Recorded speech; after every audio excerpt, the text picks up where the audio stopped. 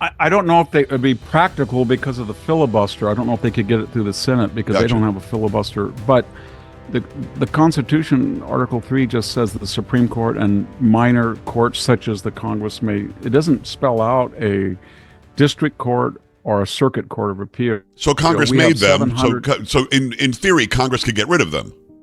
They could if they could get it through. If Yeah. they could override the filibuster. But the problem is that we have about 700 of these districts. They're the lowest of the triad, and probably 350 or 400 of them are left wing. And out of that 400, there's probably 40 or 50 that will do anything, anytime, anywhere about anything. And they know them, and they have them on a list, and they cherry pick them. And so this judge is the most powerful man in America right now. He can stop anything. It's He could sort turn of like planes around in midair. He could turn planes around. Yeah. He thinks he can. It would be as if, I work at Stanford. It would be as all I have a reading list for a class at Stanford, and all of a sudden every university in the United States has to follow my reading list because I say so, even though there's thousands of other people. I laugh because it's so stupid. I mean, Victor, it's just that dumb, isn't it? Yeah, it is. But these are fanatics. They believe they're morally and intellectually superior to everybody else, and therefore they deserve certain compensation and rights and exemptions. And the reason they hate Trump is they look back and they said, we could handle George H.W. Bush, we could handle George W. Bush, we could handle Romney and McCain, but this guy is on to us that we had a cultural, economic, political, social revolution, and he wants to undo it. So he's looking at PBS, he's looking at Columbia, he's looking at all the sources of our influence and power. And that's what terrifies them. And then he's got that guy who has the knack and the ability, as he did at Twitter and all these other places, to go in, clean house, and make it efficient. And that terrifies them. They really do. They're terrified. It's Victor Davis Hanson. Go and check out his show over on Rumble. Don't forget to do that. It's also victorhanson.com. So what is the remedy then? You're right. It's not filibuster proof. You're not going to get 60 votes to get rid of a circuit or a trial judge who thinks he's got all the power in the world, that this Article 2 doesn't mean anything. I'm Boasberg. I can stop it. So what should you do? Because when you said let's impeach him, you had John Roberts say, let's not impeach. No. Just go through the appellate system. So what's the recourse?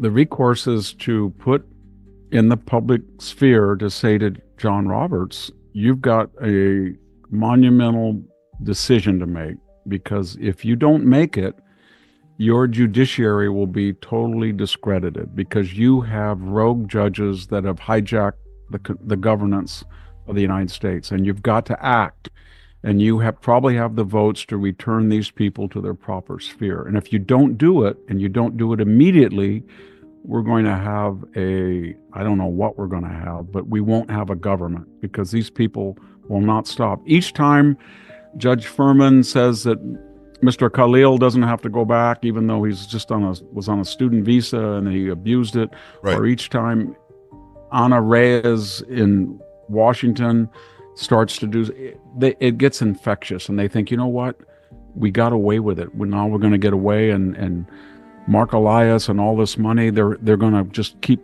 cherry picking me. I'm going to be in. I mean, these judges are really narcissistic. They think they love what's going on. Just like Judge, we had Ingor on, and we had Mershon, Right.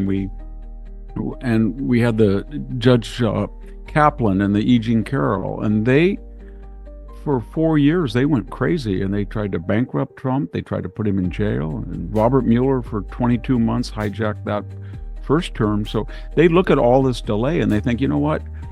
We're not constructive people, but we were very successful at being disruptive, and that's what they are. Well, they absolutely are. So if the Supreme Court makes the wrong decision, and Amy Coney Barrett is a wild card because she said she was a textualist and she's not. If it makes the wrong decision, Victor, a very simple question. Does that mean that the three co-equal branches just go away and the judicial branch is the absolute god of the government? They can do anything they want, anytime they want? Well, it's kind of scary because it puts us kind of like in the 1859 or 60, because when one side starts it, and we've already seen the lawfare, and we've seen efforts to take a candidate off the ballot, and we've seen these district judges. So what's going to? I know that they've done more suits to stop Trump in 1 month, and the Republicans did in 4 years. Yes. But they should know what's going to happen when the Republicans are in the minority. If that ever, that'll happen again. They'll just sue, and they will cherry pick conservative judges. So far, it's always been the Republicans play by the Marcus of Queensberry rules. We don't go down to their level, and then they take advantage of this. But I think people are learning now. The only thing they understand is tit for tat, tit for tat. You do this, we do it double until you stop. Because if we both keep, it's going to destroy the country, and you know that, and you think that we're going to restrain ourselves.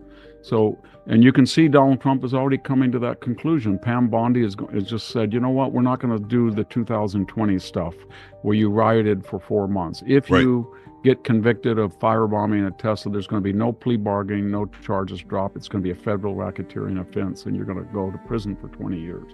So that's what they got to do, and they just have to say, we're not going to play that game anymore. It's not going to be, we're going to turn the other cheek. I wish it was. As a Christian, I believe in the Sermon of the Mount. But these people, they require eye for an eye. I hate to say it, an Old Testament remedy. Right. Well, Chuck Schumer bragged about shoving 235 judges down right at the end of the Biden administration to have them stop Trump. He literally said, progressives to stop Trump. It's Victor Davis Hanson. I've taken a lot of your time. If you don't mind, just one last thing, because this question comes up all the time. Does Trump or does any president have the ability to say no to a court order if the court order is illegal? And I'll frame it this way, as you already know, but I want to frame it for the audience. The Alien Enemies Act of 1798 has been tried and true law that's been challenged, and it's won. It's above reproach for 227 years. So is there some right that a president has to say, hey, court system, this has been tried and true. You can't just tell me it's not valid anymore because it's me. So the simple question is, does he have the right to say no to this court?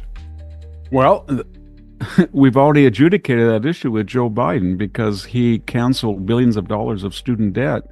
They went up to the Supreme Court. They said that was unconstitutional. And then he gave a State of the Union address, and he said, hey, I got around the Supreme Court. I dealt with him. And then they said, you've got to build the wall. A congressionally passed bill through both houses of Congress. It went to you. It went to Donald Trump. He signed it. It says, here's the money and here's the wall. And he said, not me, not 1 foot of wall. And so he just, by executive fiat, just said, I'm not going to spend any congressional amount of money. And of course, this is what they're angry about. They said, well, we funded USAID. Well, you funded USAID just like Trump funded the wall. And you set the precedent that a president does not have to use that money. So Trump's just following your example. So actually, I can argue that they're different because the wall was specifically for the wall. The money was appropriated, build the wall. The USAID stuff was like, hey, here's $38 to $40 billion. Do what you want. And now you're telling me you can't go in and stop fraudulent things? Of course you can. So it's actually, it's similar, but it's different.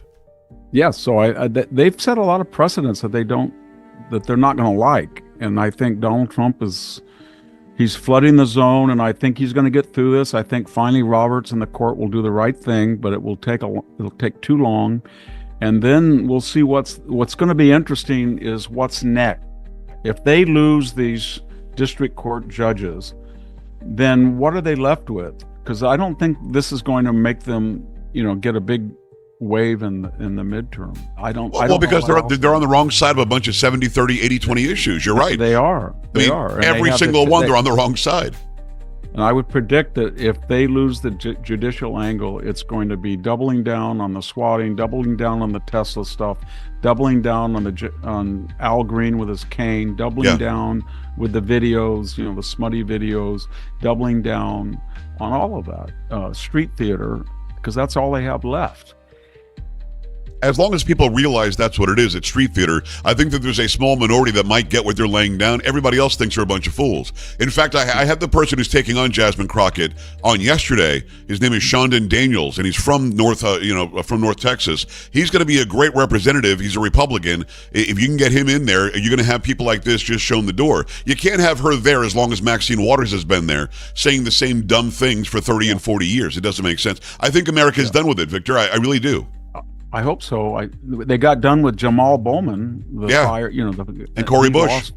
And Cori Bush as well. And she and her husband are facing criminal charges. So, There is a nemesis. There's a way of the universe that tries to correct. I believe that, karma, whatever term each culture calls it. But there are forces that try to stop this madness. And I think the American people feel that those forces are on their side and they're going to stop it. If you enjoyed today's video, don't forget to give it a thumbs up and share your thoughts in the comments below. Make sure to subscribe and turn on the notification bell so you never miss any of our latest content.